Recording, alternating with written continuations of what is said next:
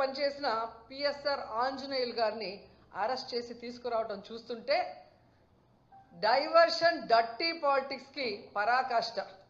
అంటే ఈ కూటమి ప్రభుత్వం ఎంత దిగజారిపోయిందో ఇక్కడ స్పష్టంగా అర్థమవుతుంది. పోలీసులు గుర్తుపెట్టుకోవాలి, ఈరోజు లోకేష్ చంద్రబాబు నాయుడు మాటలు విని రెడ్ బుక్ రాజ్యాంగాన్ని అమలు చేస్తున్న పోలీస్ ఆఫీసర్స్ ఇది మీరు అర్థం చేసుకోవాలి. తప్పు చేయని ఆంజనేయులు గారిని ఈ విధంగా అరెస్ట్ చేసి ఆయన్ని హ్యూమిలేట్ చేస్తూ అవమానపరుస్తుంటే తప్పు చేసిన మిమ్మల్ని చట్టం ముందు నిలబెట్టి మీకు బుద్ధి చెప్పే రోజు దగ్గరలో ఉంది కాబట్టి అలాంటి తప్పులు చేయకుండా మీ పని మీరు కరెక్ట్గా చేయమని కూడా ఈ సందర్భంగా తెలియజేసుకుంటున్నాను.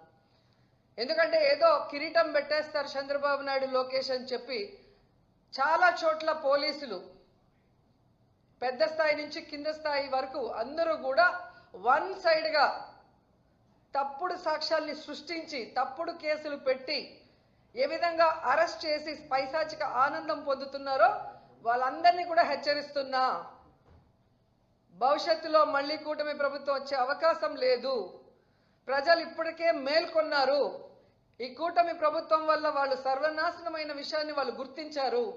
జగన్మోహన్ రెడ్డి గారి ప్రభుత్వంలో పేదలు ప్రశాంతంగా బ్రతికిన విధానం గుర్తుపెట్టుకొని మళ్ళీ జగనన్న కోసం ఎదురు చూస్తున్నారు. జగనన్న ముఖ్యమంత్రి అయిన వెంటనే తప్పు చేసిన వాడు ఎవరైనా వదిలిపెట్టేది లేదు. న్యాయస్థానం ముందు నిలబెట్టి వాళ్ళందరినీ కూడా జైలుకు పంపిస్తామని కూడా హెచ్చరిస్తున్నాం.